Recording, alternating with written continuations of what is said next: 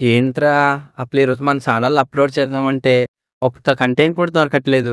ఇలా అయితే మనం ఎంతో రెస్పెక్ట్ సంపాదించుకున్న సబ్స్క్రైబర్స్, ఫేమస్ ఇన్ని సంవత్సరాల నుంచి ప్రయాసపడ్డాం. అందరూ మన ఛానల్‌ని అడ్డబాద కొట్టేస్తారు. ఇక మన వీడియోస్ ఎవరే చూడరు. రెగ్యులర్‌గా పెట్టేవాళ్ళని ఎవరు పట్టించుకోవట్లేదు. మనం అప్లోడ్ పెట్టినా ఇంక అసలు చూడరు. ఏం చేయాలో తెలియట్లేదురా. నాకొక ఐడియా వచ్చిందన్నయ్య. ఏంట్రా ఏం ఐడియా? దగ్గరలో ఏదో ఎగ్జిబిషన్ పెడుతున్నారంట అన్నయ్య. అక్కడికి వెళ్తే బైబిల్‌లో ఉన్న స్త్రీలు వస్తారంట. వాళ్ళని ఇంటర్వ్యూ చేస్తే మన ఛానల్ పేరు మారుమోగిపోద్ది అన్నయ్య. ఎక్కడదా ఇంటర్వ్యూ? దగ్గరలో అన్నయ్య. సరేనయితే ఇప్పుడే వెళ్లి మనం వాళ్ళకి సేవకు చేద్దాం. ఈరోజు మన ఛానల్ పేరు ఏమైనా మారుమోగిపోవాలి. నువ్వు వెంటనే ఎళ్లి మన కెమెరాని సెట్ చేసేసుకో.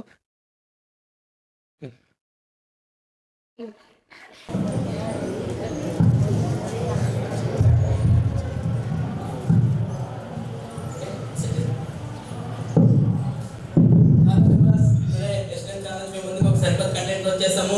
ఈరోజు మీకు బైబిల్ కొంతమంది మేము పరిచయం చేయబోతున్నాం. ఇలాంటి మరికొన్ని ఆత్మీయ వీడియోస్ కోసం ఇస్లాం ఛానల్ సబ్స్క్రైబ్ చేయండి, లైక్ చేయండి. ఈ వీడియో అనేది కంటిన్యూగా చూస్తూనే ఉండండి. ఈరోజు మీకు ఒక కొత్త విషయాన్ని మేము ముందు పెట్టబోతున్నాం. ఏరా బేబస్ మేము ఎగ్జిబిషన్‌కి వచ్చాము. ఇక్కడ బైబిల్‌లో కొంతమంది స్త్రీగా వస్తారని మాకు చెప్పారు. కాబట్టి మేము అది కవర్ చేద్దామని చెప్పేసి మీకు వాళ్ళని పరిచయం చేద్దామని వచ్చాం. కాబట్టి ఇలా చూడండి బేబస్, ఇక్కడ ఈమె ఎవరో స్మూట్స్ చూస్తూ కనిపిస్తున్నారు. మొట్టమొదట మనం ఇంటర్వ్యూ స్టార్ట్ చేద్దాం. Praise Lord. Praise Lord. ఏంటి వీరు ఆ ఫ్రూట్స్ చూస్తేనే కనిపిస్తున్నారు. అసలు ఎవరు మీరు? నా పేరు అవ్వ. ఈ సృష్టిలో మొదటి స్త్రీని నేనే. జీవం గల ప్రతివానికి తల్లిగా ఆ దేవుడు తన స్వహస్తాలతో నన్ను నిర్మించారు. అంతేకాకుండా మా కోసం ఏదైనా తోటని సిద్ధపరిచి దాన్ని కాచే పనిని, సేద్యపరిచే పనిని ఆ దేవుని యెహోవా మాకు అప్పగించారు. ఆ ఏదైనా తోటలో రకరకాల పండ్లు, వృక్షాలు, జీవనదులను మా కోసం ఏర్పాటు చేశారు. నేను తిన్న ఫ్రూట్స్ మీరు కూడా తినండి తెలుసా? అవునా? అవునండి.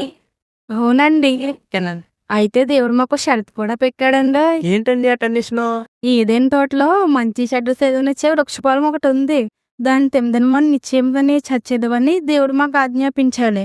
నేను బలహీనమైన కటపంగ కారణంగా నేను తినడంతో పాటు నా భర్త ఆదాము కూడా దాన్ని ఇచ్చి పాకం చేశాము. అప్పటి నుంచి మాకు నూనె కష్టం. అయ్యో! ఆ ఫ్రూట్ మీరు పడితే అయ్యో! మాకొద్దండి మాకొద్దు. ఎంత శాపం ఉందని చెప్పిన తర్వాత మాకా ఫ్రూట్ ఎందుకు? సరే అయితే ఇక్కడికి వచ్చాను కాబట్టి నేటి క్రైస్తవ సమాజానికి మీ జీవితంలో మీరు ఏం సందేశం ఇద్దామనుకుంటున్నారు? నా వలే ఇతరుల మాటని మీరు మోసపోవద్దు.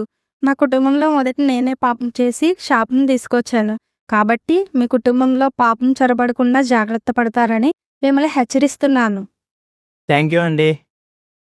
ఏవాస్ కుసంగమ ఇప్పుడే మనం ఈ సృష్టిలోని మొట్టమొదటి ఇంటర్వ్యూ చేస్తూ వచ్చాం. ఆమె జీవితం ద్వారా మనకు కొన్ని ఆత్మ విషయాలని చెప్తూ వచ్చారు. ఇతరుల మాట విని మోసపోవద్దని, కుటుంబంలో కలహానికి అటువంటి కారణం అయితాయని, క్రైస్తవులందరినీ చాలా జ్ఞానంతో ఆ యొక్క కాపురాలు కట్టుకుని జ్ఞానయుక్తంగా దేవుడు చెప్పినట్టు చేయాలని హెచ్చరిస్తూ వచ్చారు. అలాగే బేబస్ ఇంకా మరి మనం ఇంటర్వ్యూ చేద్దాం. ఇలా ముందుకెళ్ళినట్టయితే కనుక బేబస్ ఒకసారి ఇలా చూడండి కెమెరామెన్ తను ఒకసారి ఆమె ఒకసారి జూమ్ చేయి. ఇక్కడ ఈమె ఎవరో చాలా డిఫరెంట్ కనిపిస్తున్నారు. హ్యాండ్స్ కనిపించట్లేదు, లెగ్స్ కనిపించట్లేదు, అసలు కదలడం లేదు, మెదలడం లేదు. మొత్తం ఈమె కూడా మనం వెళ్ళి ఇంటర్వ్యూ చేద్దాం. ప్రైజ్ లార్డ్ అండి. ప్రైజ్ లార్డ్ అండి. ఏంటి మీరు చాలా డిఫరెంట్‌గా ఉన్నారు చూడడానికి. అసలు హ్యాండ్స్ లేవు, లెగ్స్ లేవు, కదలడం లేదు, మెదలడం లేదు. ఎవరు మీరు? నేను లోతు భార్య. అవునా? మీ గురించి మాకేమైనా కొంచెం చెప్తారా? నాకు చాలా విచారకరమైన గాథ. విశ్వాసులకు తండ్రి అయిన అబ్రహం గారు నాకు మా వ్యవస్థ అవుతారు. మేమందరం కూడా సోదమ గొమొర్రాలో నివసించేవారము. మా ఊరిలో బాలను మొదలుకుని వృద్ధుల వరకు ఘోరమైన పాపము చేసి దేవుని ఉగ్రతను తెచ్చుకున్నారు. అందుకు దేవుడు మా ఊరిని అగ్నికాంతాలతో కాల్చేయాలని నిశ్చయించారు. అయితే మాని అయిన అబ్రహం గారి ప్రార్థన వలన దేవుడు ఆ ఊరి నుండి బయటకు తీసుకురావడానికి తన దూతలను పంపించాడు. మాకు ఆ ఊరు చాలా బాగా నచ్చింది. అవునా? అంత బాగుంటదండి ఆ ఊరు? అవునండి, చాలా బాగుందండి. అందుకే ఆ ఊరి నుండి బయటకు తాలేకపోతుంటే దూతలు మా చేపట్టుకుని బయటికి తీసుకుని వచ్చారు. మేము ఆ ఊరి నుండి బయటకు వచ్చినప్పుడు దేవుడు వెనుకకు తిరగవద్దని చెప్తే నేను వెనుకకు తిరిగి ఇలా ఉపస్తంభంగా అయిపోయాను. అయ్యో! సరేనండి. మీ కథ చాలా విషాదకరంగా ఉంది. చాలా దుఃఖకరంగా కూడా ఉంది. సరే అయితే నేను క్రైస్తవ సమాజానికి మీ జీవితం ద్వారా మీరు ఏం చేద్దామనుకుంటున్నారు? దేవుడు మిమ్మల్ని ప్రేమించి పాపం నుండి విడిపించినప్పుడు నా వల్లే వెనకకు చూసి పాపము తెచ్చుకోకండి. అలాగే చూస్తే నష్టపోతారు, అడిగిన కుటుంబం కూడా కోల్పోతారు. సరేనండి. Thank you. వ్యవస్థ చూసాం కదా! ఇప్పుడే మనం లోతు భార్యగా ఇంటర్వ్యూ చేస్తూ వచ్చాం. ఆమె ఏ విధంగా దేవుడు వెనుతిరిగి చూడొద్దంటే వెనుతిరిగి సుఖంగా మారిపోయారో, కుటుంబాన్ని అందరినీ ఎలా నష్టపోతూ వచ్చారో నేను క్రైస్తవులకు చాలా చక్కగా వివరిస్తూ వచ్చారు. అదేవిధంగా క్రైస్తవులు కూడా దేవుడు చెప్పినట్టు చేయాలని, దేవుడు పాపం వైపు ఎత్తికూడదంటే అలా చూడకుండా ఉండాలని హెచ్చరిస్తూ వచ్చారు. వ్యవస్థ ఒకసారి మీరు కెమెరా వెనక్కి తిప్పినట్లయితే ఇక్కడ ఈయన ఎవరో చాలా సేపు నుంచి మాకు వాటర్ మోస్తూ కనిపిస్తున్నారు. ఈమెను కూడా మనం వెళ్ళి ఇంటర్వ్యూ చేద్దాం. ప్రైజ్ లార్డ్ అండి. ప్రెసిడెంట్ ఏంటి మీరు కడవ పట్టుకుని చాలా సేపు నుంచి వాటర్ మోస్తూనే ఉన్నారు, అసలు ఎవరు మీరు? నేను బెజ్జల కుమార్తెన రిబ్కాను. అవునా, మీ గురించి మాకు కొంచెం ఏమని చెప్తారా? నేను బావి వద్దకు నీళ్ళ కోసం వచ్చినప్పుడు ఒక ప్రయాణం చేస్తూ ఒక వ్యక్తి తనకిచ్చాడు. ఆయన దాహంతో ఉండగా ఇంటి దాహాన్ని తీర్చాను, తనతో ఉన్న తన ఒడిలో కూడా దాహాన్ని తీర్చాను. అప్పుడు నాకు తెలిసింది, నా దగ్గర బంధువుడైన అబ్రహాము కుమారుడైన ఇస్సాకుకు కన్యక కోసం వివాహం చూడటానికి తన దాసులు పంపారని. అప్పుడు నేను దేవుని చిత్తంలో వివాహం చేసుకున్నాను. నన్ను బట్టి నా భర్త గొప్ప నివాన్ పొందాడు. బాయ్, మీ మ్యారేజ్ ముందు ఫోటో చూసుకోవడం, ఫోటో షూట్, ఎంగేజ్మెంట్ ఇలాంటి ఏమీ లేవా? ఏమి లేవు. అవునా, మీ మ్యారేజ్ చాలా డిఫరెంట్ గా ఉందండి. సరే అయితే క్రైస్తవ సమాజానికి మీ జీవితం ద్వారా మీరు ఏం సందేశం ఇద్దాం అనుకుంటున్నారు? మనల్ని బట్టి దేవుడు నవలసిన కలిగి ఉంటారు. ఆయన పెంచినప్పుడు వెంటనే లోబడి విధేయత చూపించాలి. నా వలే యవనస్తులైన మీరందరూ కూడా దేవుని చిత్తంలో వివాహం చేసుకోండి. మీ కుటుంబాలు మీ కారణంగా సంతోషంగా ఉండాలి, కానీ దుఃఖం కాకూడదు. నా వలే జ్ఞానంతో కాపాడని కట్టుకుంటారని ఈ విషయాన్ని చెప్తున్నా. ఓకేనండి, థ్యాంక్ యూ. వివాహ చూసాం కదా, ఇప్పుడే మన రెక్టర్ గారిని ఇప్పుడు ఇంటర్వ్యూ చేస్తూ వచ్చాం. ఆమె ఏ విధంగా అయితే దేవుని చిత్తం మీద ఎదిగించుకుంటూ వచ్చినారు. అసలు మ్యారేజ్ ముందు ఫోటోస్ చూసుకోవడం లేదంట, ఎంగేజ్మెంట్ లేదంట, ఫోటో షూట్ కూడా లేదంట. అయితే నేటి క్రైస్తవులైన యవనస్తులు కూడా ఇలా దేవుని చిత్తంలో వివాహం చేసుకోవాలని హెచ్చరిస్తూ వచ్చారు. వ్యవస్థ ఒకసారి మీరు మళ్ళీ కెమెరా వెంపు తిప్పినట్లయితే ఇక్కడ ఈమె ఎవరు పరిగెరు ముందు పరుగు మెల్ల కనిపిస్తున్నారు. మనం మళ్ళీ ఈమెను కూడా ఇంటర్వ్యూ చేద్దాం. ప్రైజ్ లార్డ్ అండి. వేసాడండి. ఏంటి మీరు అలా పరిగెరుకుంటూ ఈ పొలంలో పని చేస్తున్నారు? ఎవరు మీరు? నా పేరు రూతు. అవునా, మీ గురించి మాకు కొంచెం ఏమైనా చెప్తారా? నేను మోయాబిరాలిలే. నా అత్తయ్య నయమి ద్వారా నేను ఇశ్రాయేల్ దేశం దేవుళ్ళని తెలుసుకున్నాను. నా భర్త చనిపోయిన తర్వాత నా స్వదేశాన్ని, నా తల్లిదండ్రులను విడిచిపెట్టి నేను నా అత్తయ్య నయమితో కలిసి ఇశ్రాయేల్ దేశానికి వచ్చాం. నేను నా అత్త తిని బ్రతకడం కోసం ఒక పొలానికి వెళ్ళాము. అయ్యో అవునా, మీ అత్తగారిని కూడా మీరే పెంచారండి? అవునండి. అయ్యో. నేను ఒక పొలంకి వెళ్ళాక అక్కడ యజమాని, ఆ పొలం యొక్క యజమాని నన్ను చూసి నా గురించి ఒక సాక్ష్యం ఇచ్చాడు. మంచివారిని కానీ కొద్దివారిని కానీ గొప్పవారిని కానీ యవనస్తుల్ని నీ వెంబడింపగా మంచి ప్రవర్తన కలిగి ఉన్నావు అని. ఆయన పేరే బోయజు. ఆయన నా అత్తకి దగ్గర బంధువు. బంధుత్వ ధర్మం నిర్వహించడం కోసం ఆయన నన్ను పెళ్లి చేసుకున్నాడు. మూడుబారి నా జీవితాన్ని దేవుడు ఎంతో చిగురింపజేశాడు.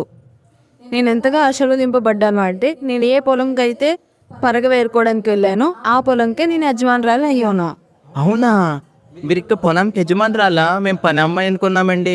సరేనండి, అయితే క్రైస్తవ సమాజానికి మీ జీవితం ద్వారా మీరు ఏం సందేశం ఇద్దామనుకుంటున్నారు? మీరు దేవుడిని నమ్మి ఆయనపైన ఆధారపడితే ఆయన రెక్కల కింద సురక్షితంగా ఉంటారు. నా వల్లే యవనస్తులైన మీరు కూడా కొద్దివారిని కానీ గొప్పవారిని కానీ వెంబడింపక మంచి ప్రవర్తన కలిగి ఉండాలని ఆశిస్తున్నా. ఓకేనండి, థ్యాంక్ యూ. వివాహ చూసాం కదా, ఇప్పుడే రూతు గారిని కూడా మనం ఇంటర్వ్యూ చేస్తా వచ్చాం. ఆమె ఏ విధంగా అయితే లైఫ్ ఎండ్ అయిపోయింది, కాస్త హోప్స్ ఏమనుకున్నప్పుడు దేవుడు ఏ విధంగా ఆమెతో బాను తెస్తా వచ్చాడో, దేవుడు ఏ విధంగా ఆమెను ఆశ్రయిస్తా వచ్చాడో, ఏ పొలంలో పనిచేయడానికి వెళ్ళారో అదే పొలానికి యజమానులు లేకపోతూ ఉంచారంట. చాలా వింతగా ఉంది కదా. ఆ సరే వివాస్, ఇలాంటి మరిమంత మంచిగా మనం ఇంటర్వ్యూ చేద్దాం. వివాసాల ముందుకు వెళ్ళినట్లయితే ఒకసారి ఎలా వ్యవస్థ ఎలా చూడండి. ఎవరు కిరీటం పెట్టుకుని మనకు కనిపిస్తున్నారు. సాధారణ మూవీ తెలిసినట్లయితే రాణిలు, రాజులు ఇలాంటి వారు మాత్రమే కిరీటం పెట్టుకుంటారు. ఈమె ఎవరు సాధారణంగా కనిపిస్తున్నారు, ఆయన కిరీటం పెట్టుకున్నారు. ఈమెను కూడా మనం ఇంటర్వ్యూ చేద్దాం. ఇంలాడండి. ఐస్లాండ్. ఏంటి మీరు కిరీటం పెట్టుకుని ఉన్నారు? మన హెడ్స్ అయితే రాజులు, నటీలు మాత్రమే కిరీటాలు పెట్టుకుంటారు. మీరు కూడా కిరీటం పెట్టుకున్నారేంటి? నేను రాణి అని ఇస్తే. వాట్, మీరు రాణియా? అవునండి. ఎంత సింపుల్ గా ఉన్నారు. ఇంకా ఇది రాణి అయితే ఇది హేగెనెమీస్ అలంకారం అండి. మీరు రాజసముకున్నందుకు నిలవాలి అనుకున్నప్పుడు ఈ అలంకారం తప్ప ఏదీ ధరించలేదు. ఈ అలంకారమే రాజుకి నా మీద తయకుట్టేలా చేసింది. మా అన్నీ వృద్ధుకే నన్ను అమ్మ నాన్న లేనప్పటికీ ఆ నోటు తెలియకుండా పెంచారు. మా అన్నీ చెప్పించేరు వల్ల, దేవుని కృప వల్ల రాణిని అయ్యాను. నా వంశం కష్టంలో ఉందని తెలిసినప్పుడు ఉపవాస ప్రార్థన చేశాను. యూదులకు సహాయం చేయడానికి దేవుడు నాకు ఎన్నుకున్నారు. వెళ్ళి ఏదో సహాయం అంటున్నారు కదా, కొంచెం మీ రాజ్యాన్ని మాకు కూడా ఏదైనా ఉద్యోగం ఇప్పించండి. రోజు కెమెరాలు పట్టుకుని కంటెంట్ల కోసం తిరగలేకపోతున్నాం. సరే చూస్తా. రాణి అని గర్వంతో ఆగిపోయి ఉంటే యూదులకు సహాయం వేరే దగ్గర నుండి దక్కేది. కానీ నన్ను ఆ పని కోసమే రాణిని చేశానని గుర్తు చేసి నా బాధ్యతను నెరవేర్చేలా చేశావు. అవునండి, మీకు అది చాలా బిరితగా ఉందండి. సరే అయితే నేను క్రైస్తవ సమాజానికి మీ జీవితం ద్వారా మీరు ఏం చేరుకోవాలనుకుంటున్నారు? మీరు కూడా మీ తల్లిదండ్రులకు విధేయత చూపించండి. మీ సంఘం కోసం, కుటుంబం కోసం ఉపవాస ప్రార్థన చేయండి. బాహ్య అలంకారం కాదు కానీ అంతరలంకారంతో ప్రభు యొక్క దయ సంపాదించుకొని పరలోక రాజ్యం చేయాలంటే. అవి థ్యాంక్ యూ అండి. వివాహ సుఖం కదా. ఇప్పుడే మనం ఎస్తేర్ రాణి గారు ఇప్పుడు ఇంటర్వ్యూ చేస్తూ వచ్చాం. అండ్ ఏ విధంగా తల్లిదండ్రులు లేకపోయినప్పటికీ కూడా వాళ్ళ అన్నయ్య గారు లేదా హేగ గారు నలిగిన వస్త్రాలు తప్ప వేరే ధరించలేదంట.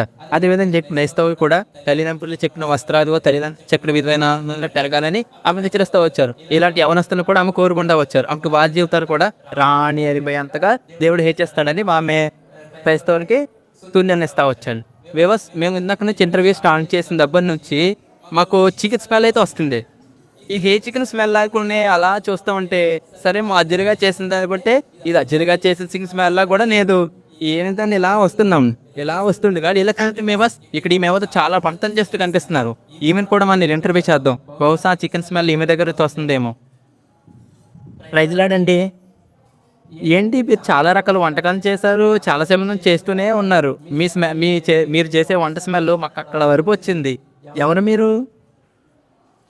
మీ ఇంట్లో ఏమైనా ఫంక్షనా ఈరోజు? అవునండి, ఈరోజు యేసుప్రభు మా ఇంటికి వస్తున్నారు, అందుకే వంట చేస్తున్నానండి. అవునా, ఫంక్షన్ అయితే మీ ఇంట్లో. సరే అయితే మీ గురించి మాకు ఏమైనా చెప్తారా? నా పేరు మాత, మాది బెతనియా గ్రామం. నాకు మరి అనే సహోదరి, నాజర్ అనే సహోదరి పెట్టారు. మొదట నేను నా సహోదరి యేసుప్రభుని నమ్ముకున్నాము. యేసుప్రభు మనకు వచ్చిన ప్రతిసారి మా ఇంట్లో నాకు ఆది తినిస్తాను. యేసుప్రభుని మా ముగ్గురు ఎంతో ప్రేమించేవారు. అయితే ఒకానొక సమయంలో మా సహోదరుడు ఆరోగ్యంతో చనిపోయిన 4 దినముల తర్వాత యేసుప్రభు మా ఇంటికి వచ్చి ఆయన కోసం ఏడ్చారు కూడా. అయితే దేవుడు అద్భుత శక్తిని పెట్టి ఆయన మరలా బ్రతికించారు. తిరిగి మా కుటుంబంలో అద్భుత కార్యాలు కూడా చేశారు. అందునిమిత్తమే ఈరోజు కృతజ్ఞతా కొడుకు పెట్టుకుంటున్నాం. దానికి సంబంధించి వింధ్యార్ బండి కూడా చేస్తాం. అవునండి, మీటికి మేము కూడా రావచ్చండి. అలాగే రండి, వచ్చి కొంచెం యేసుప్రభు చెప్పే వాక్యాన్ని విని మాతో కలిసి భోజనం చేసి వెళ్తారు గాను. సరేనండి. సరే అయితే నేను క్రైస్తవ సమాజానికి మీ జీవితం ద్వారా మీరు ఏం చేద్దామనుకుంటున్నారు? నా నామం పేరిట గిన్నె చన్నీళ్ళు ఇస్తే తన ఫలితం పోగొట్టుకోరని యేసుప్రభు చెప్పారు. ప్రభువుకు ఆతిథ్యం ఇచ్చే మా కుటుంబంలో ఈ గొప్ప అద్భుతాన్ని చూసాం. కాబట్టి దేవునికి, దేవుని పిల్లలకు ఆతిథ్యం ఇవ్వండి. నా దర్భం మరొక హెచ్చరిక ఏంటంటే మీటింగ్స్ ఉన్నప్పుడు నా వల్లే విస్తారమైన పనులు పెట్టుకోవచ్చు. సరేనండి. వివాస్ చూసాం కదా. ఇప్పుడే మనం మా అత్తగారు ఇప్పుడు ఇంటర్వ్యూ చేస్తూ వచ్చాం. ఆమె వంటలు ఆపుకుని మరి మాకు ఇంటర్వ్యూ ఇస్తూ వచ్చారు. అయితే నేను క్రైస్తవం ఒకటి కోరుకుండా వచ్చారు. ఆమె మీటింగ్స్ ఉన్నప్పుడు కానీ దేవుని మధ్యలో ఏదైనా అకేషన్ జరుగుతున్నప్పుడు విస్తారమైన పని ఇంటి దగ్గర పెట్టుకొని దేవుని యొక్క వాక్యాన్ని సమయం పోగొట్టుకోవద్దని హెచ్చరిస్తూ వచ్చారు. వివాస్ ఇలా ఉతికినట్లయితే ఒకసారి ఇలా చూడండి. వివాస్ ఈ చేతిలో చాలా డబ్బులు కనిపిస్తున్నాయి, చాలా ధనవంతులతో ఉందని ఈమె చేతులు తప్పుడు గగనలాడిపోతున్నాయి. గిన్నెలు కూడా 9 ఎకరాలు వచ్చేంత రైతులాడండి. ఏంటండి మీరు చాలా ధనవంతులాగా ఉన్నారు. అసలు మీ హ్యాండ్ బ్యాగ్ నిండా డబ్బులే ఉన్నాయి, మీ చేతులు నిండా డబ్బులు ఉన్నాయి. ఎంత ధనవంతుడా మీరు? ఎవరు మీరు? నేను అరణీయ భార్య నాకు సపీరా. మేము యూదుల కాలం, పోస్తుల కాలం నాటి వారం. అయితే పేతురు గారు మా ఊరు వచ్చి దేవుని గురించి చెప్పినప్పుడు మా ఊర్లో చాలా మంది దేవుని నమ్ముకుని వాళ్ళకు ఉన్నటువంటి పొలం పెట్టి నమ్మి వచ్చిన డబ్బంతా పోస్తుడు పాదం పెడుతూ వచ్చాడు. అలాగే నేను నా భర్త కూడా మా దగ్గర ఉన్న పొలంన్నిటిని అపోస్తలుల పాదం పెడదాం అనుకున్నా. అవునండి, మీ కాలంలో పాదాలు ఖరీదు ఉంటాయండి? అవునండి, చాలా ఖరీదు ఉండేవి. అందుకనే నా డబ్బులు మొత్తం వాళ్ళకి ఇచ్చేలా అనిపించింది. అందుకే కొన్ని డబ్బులు మా దగ్గర దాచుకుని మిగతా డబ్బులు అపోస్తలుల పాదం మీద పెడుతూ వచ్చాను. అయితే పేతురు గారి విషయాన్ని పరిశుద్ధాత్మ ద్వారా గ్రహించి మొత్తం డబ్బులు ఇవేనా అని అడిగారు. అవును, మొత్తం డబ్బులు ఇవే అని చెప్పా. కానీ అప్పుడు పేతురు గారు అన్నారు, మీరు దేవుని ఎందుకు మోసం చేశారు, దేవుని దగ్గర ఎందుకు అబద్ధం ఆడారు, దేవునికి అనిపించారని తెలుసు, మీరు ఎందుకు దేవుణ్ణి మోసపరిచారు అని అడిగారు.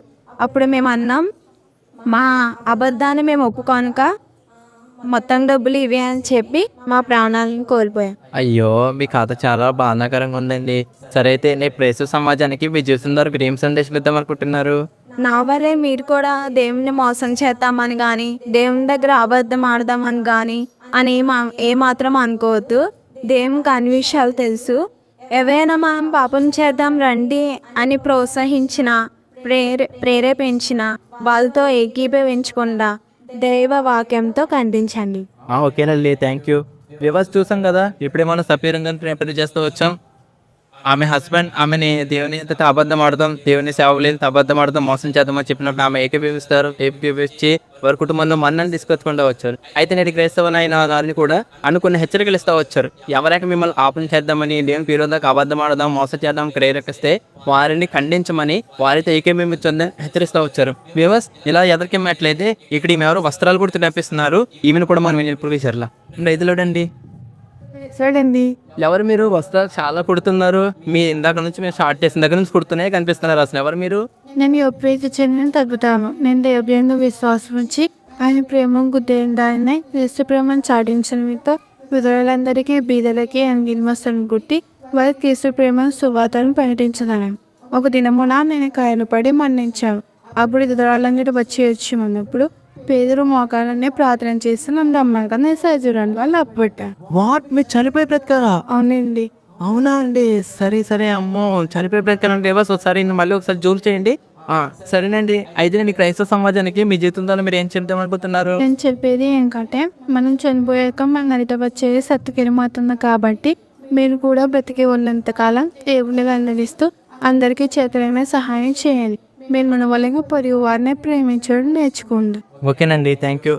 చూసాం కదా, ఇప్పుడే మన తబితా గారిని ఇంటర్వ్యూ చేస్తూ వచ్చాం. ఆమెకు రతున్నప్పుడు ఎన్ని మంచి పనులు చేస్తూ వచ్చారో ఆ మంచి పనుల కారణంగా దేవజాత ఆమెని తిరిగి చనిపోయినప్పుడు బ్రతికిస్తూ వచ్చారంట.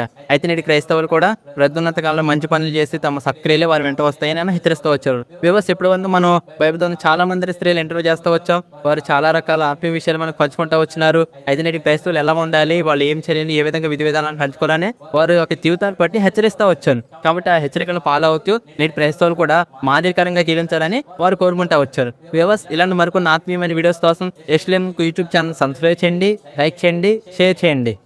Thank you.